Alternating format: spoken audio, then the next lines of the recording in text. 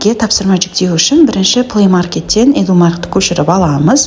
Көшіріп алғаннан кейін сіздерге берілген логин, пароль арқылы жазып кіреміз. Мына жерде жаздық, келесіге кіреміз, войти батырмасын басамыз. Әрі қарай бізде почта сұрайды, бұны пропустить етуге болады.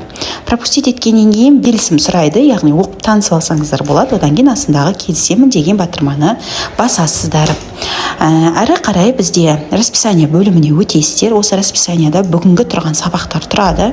Егер осы сабақтардың үстінде осындай көк жанып тұрса, яғни тапсырма салынды деген сөз. Осы жерден көріп үстін басасыздар. Мысалы, қазақ тілінен тапсырма салынған екен, задание бөліміне өтеміз. Одан кейін жүктеу батырмасын басасыздар. Осы жерден соткадағы фотоны жүктеу үшін бірінші тұрған, яғни library кітапхананы басамыз.